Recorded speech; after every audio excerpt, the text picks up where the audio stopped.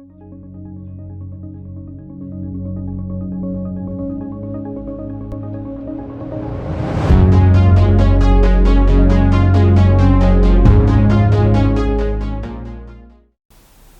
everyone, my name is Kartik and my channel is about mental models. Up to now I've presented various mental models such as first principles, inversion and Hanlon's razor, and in this video I'm going to explain how you can use mental models together to analyse a problem and identify a solution. A phrase you may have heard of previously is the latticework of mental models, and simply put, this means connecting mental models together, which is what this video is about.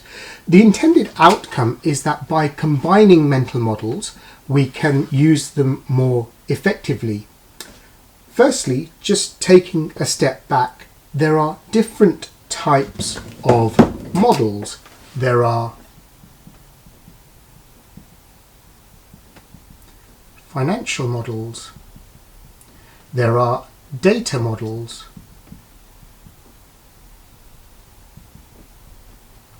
there are scientific models, and of course there are mental models. A model is quite simply a representation of something in reality. So as an example, a financial model is a representation of a real-world financial situation.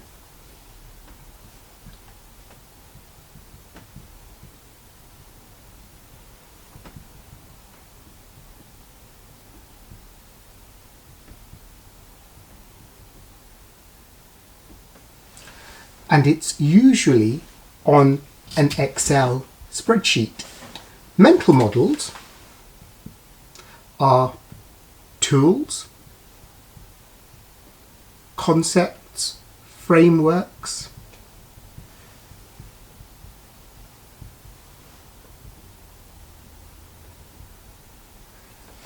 which are in our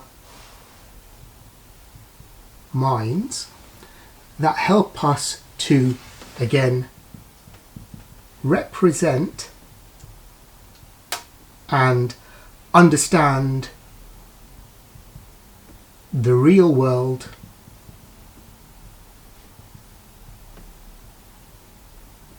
in a simpler way.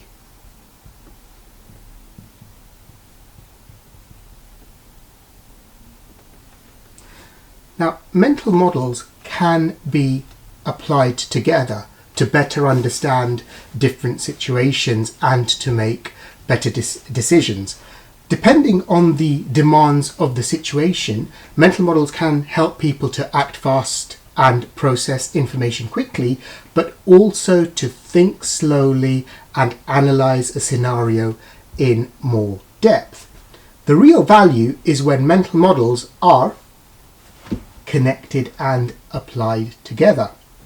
Now, there is a short story about an elephant and blind men, and they all touch a different part of the elephant and all say different things to describe what they are feeling. So this is my badly drawn elephant.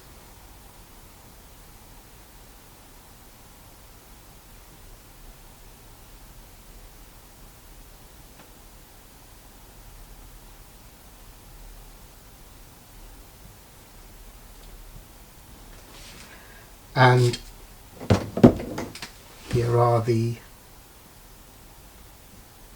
blind men. I've got the tusk. This one's on a ladder. So they're all touching a different part of the elephant. And the one that touches the trunk says it's a snake. The one that touches the tusk says it's a spear. The one that's touching the body says it's a wall. The one that touches the leg thinks it's a tree trunk. And the one that's touching the tail thinks it's a piece of rope. Now, there's an element of truth in that the leg feels similar to a tree trunk and the body feels similar to a wall. But in reality, none of them are correct because they're all involved in the scenario. And mental models are a little bit like this. The blind men are each a mental model. And what they feel is their representation of reality. But the real world, in this case, the elephant, is, pun intended, quite a different beast. But if all of their feedback is put together, in other words, the mental models are combined, then you get a better picture of what you are dealing with. Now, it's not just a spear, it's not just a wall, but you're also dealing with something that also feels like a snake. And although combining the feedback doesn't necessarily give you an elephant, it does help to understand that there are multiple elements which need to be considered, and this is what can help us to drive a better decision. If we just think of a wall, then or even just a spear, we will take a certain decision. But if we think wall,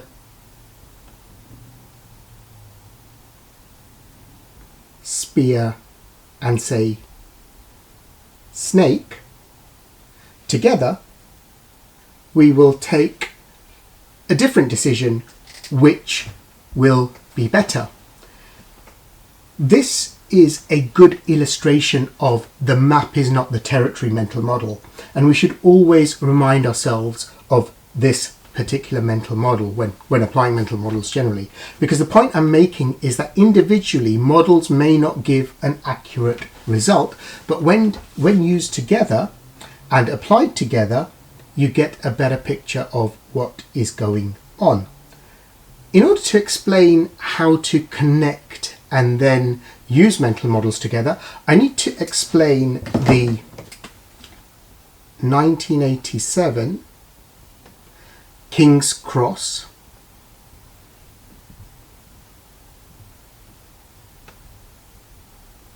fire. King's Cross is a London underground station, and the fire is a famous historical event. So just a bit of background.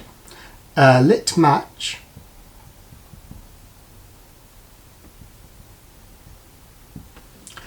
was thrown away by a passenger on a wooden escalator serving the Piccadilly line at 7:30 p.m. Underneath the escalator was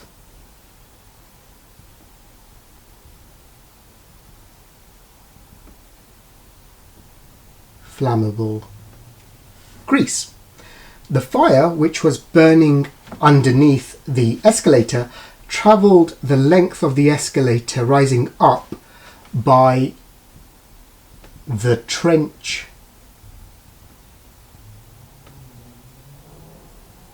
effect, and then spread into the ticket hall in a flashover at 7:45 p.m, so in 15 minutes. The fire was extinguished at 1:45 a.m. the next morning. It claimed 31 lives, and there were approximately 100 people injured. So this is the King's Cross fire. Now for this scenario, we can combine mental models to do two things. Number one, establish the factors which led to the fire, and number two, identify solutions to prevent another fatal fire. Now, we need to be careful when applying mental models, as the risk is that we establish the wrong factors and the wrong root cause, and that led to the fire, and then consequently we solve for the wrong problems. This is what connecting the mental models would look like. So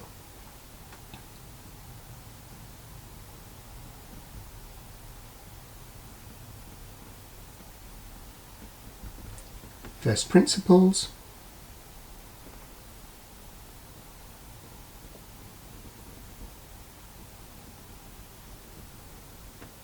Occam's razor,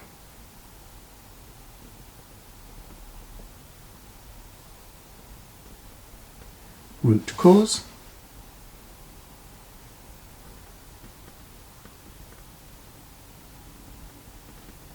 Hanlon's razor. Then you've got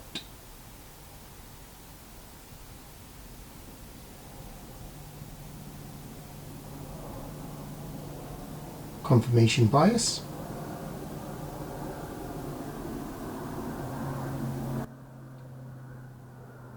hindsight bias,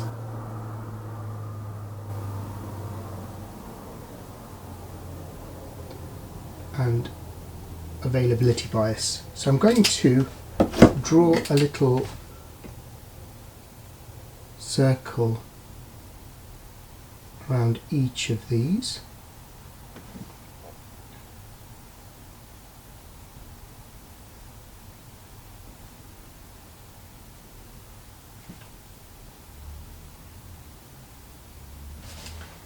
And these are how they are connected.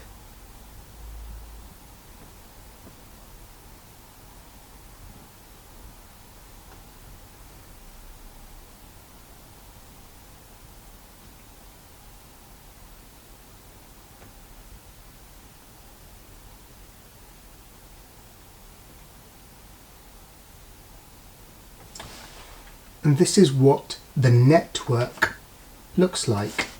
Now, at the heart of it is the root cause. We can connect this with the other mental models, so root cause in the middle and mental models around it, to get a more accurate root cause, as identifying the wrong root cause would mean solving the wrong problem. We can use the cause and effect mapping technique to establish the various factors which led to the effect, which was the fire. And these causes are, as I have mentioned,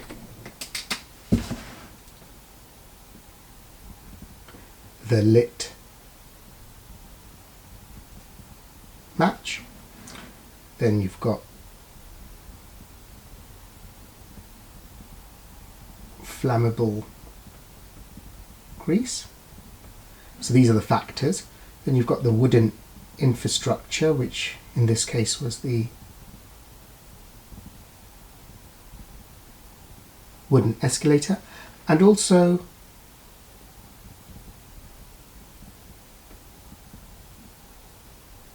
untrained staff. So all of these had the effect of the fire. So that's the root cause mental model. Moving on to first principles. We can use this mental model to understand the first principles of how fires can spread. We can also use this to understand the fire triangle, what the trench effect means, and also flashover. Using this mental model will help us understand these areas of knowledge, and when combined with the root cause mental model, we can take this knowledge and apply it to the various causes identified from the root cause mental model. And this will help us to identify a solution, so number 2, to prevent something like this from happening in the future. So first principles will help with point 2 rather than just establishing the factors on its own. Moving on. Hanlon's razor. Never attribute to malice what can be explained by incompetence. It can be assumed that the staff failed to act or acted the way they did due to malice. But what is more likely is that staff were not provided with the adequate fire evacuation or fire handling training and had poor communication protocols in the event of a fire. Therefore, they were lacking in competence rather than being malicious. And again, this can be combined with the root cause mental model to think about the untrained staff cause a little bit further. This mental model can also be, Hanlon's razor that is, can also be combined with the Occam's razor mental model as well. Occam's razor states for competing theories, the one which is simpler is often better. Here we can use this mental model to help establish the root cause. So point 1. There can be a number of theories, such as the station was designed and built deliberately in such a way that made it into an effective furnace, resulting in so many deaths and injuries, 31 and 100 respectively. But this is a complicated theory, so I can put that down here as build. And Occam's razor suggests something more straightforward and simple would be more likely to have been the actual root cause. So applying this mental model to the different causes identified from the cause and effect mapping, such as lit match, flammable grease, wooden escalators, untrained staff, would help us eliminate complicated theories such as that one, the deliberate design and build of the station, to help us focus on more plausible ones. So that's the mental models. Then there are the cognitive biases which can skew our thoughts, such as hindsight bias. After the event, one may easily say this was bound to happen. A lit match, flammable grease, wooden escalators, a fire was bound to happen. Anyone can say that with the benefit of hindsight, but prior to this incident there hadn't been such a devastating fire on the London Underground, and therefore the lack of staff training, the attitude of London Underground towards fires, and the wooden escalators would have all appeared normal. Then there is confirmation bias. We could seek out information that confirms our beliefs. So understanding that confirmation bias may be at play here, we could challenge our beliefs and disconfirm our view to help get us to a more accurate root cause and a solution to prevent something like this happening in the future. Confirmation bias is connected to several other models here and biases, because in each of these other ones we may be at risk of seeking out information to confirm our beliefs rather than disconfirming our view. Availability bias. We place more importance on information that we can recall quickly and easily. In this scenario, this may mean placing more importance on the discarded match, so the lit match. As in 1987, people frequently lit cigarettes on escalators as they were leaving the London Underground station. And although smoking was banned a few years before this incident, so before 1987, people still smoked on the Underground, and therefore this idea may be front and centre in people's minds. And so the lit match may be attributed to being the root cause. But an understanding that we have to give the other factors, flammable grease, wooden escalators, untrained staff, an equal importance before ruling them out will help us avoid going down the wrong path. Now, there are one or two other mental models which can also be connected to this network in this scenario, but these are the key ones. And so the whole idea is to connect mental models to make them work together. In this scenario, we have this network of mental models and 4 causes which led to the fire. But what is the root cause? Now, a lit match on its own may not create a fatal fire. Neither would flammable grease just sitting there, or simply having wooden escalators. But combined together, a fire may start and spread. But even then, even if all of these factors are together and a fire does start, having well-trained staff that are well-trained in fire safety and evacuations would mean that the fire would be managed and not be as devastating as it was in the 1987 King's Cross fire. And so rather than the combination of the lit match, the flammable grease and the wooden escalators being a root cause, it is actually the untrained staff which is the root cause of this fatal fire. And so now that we know what the root cause is, we can address this and implement solutions such as fire training, better communication protocols, better evacuation procedures to help prevent something like this happening again. There should also be other measures put into place, such as replacing the wooden escalators with metal ones so that they don't fuel the fire, and more strongly enforcing the smoking ban within stations.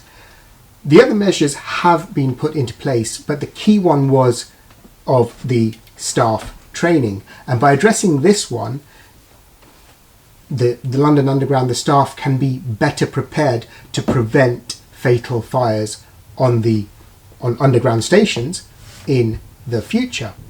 As I said before, the idea is to connect mental models together. But if I had tried to explain networks and how mental models can work together in my first or second videos, it would have made very little to no sense. But now that we've gone through several mental models individually, such as first principles, Occam's razor, Hanlon's razor, making connections between them and applying them together is the next natural step. There are many more mental models which I will explain on this channel, and the idea is to add these to your network and make more connections and make mental models work together. I have already created a video for all of these mental models, so first principles, root cause, hindsight bias, Occam's razor, previously, so if you want some more information on any of them, I have linked the videos to those in the description below. The more mental models you know, the more connections you can make. But the good thing is, approximately 80% of life's scenarios can be handled by approximately 20% of mental models. So you don't need to carry hundreds and hundreds of models in your minds. The Pareto principle mental model, which I've also explained previously, applies here as well. And that is all for this video. Thank you for watching. If you liked this video, please like and subscribe to my channel, and I will see you in the next one with another mental model. Thank you for watching. Bye bye.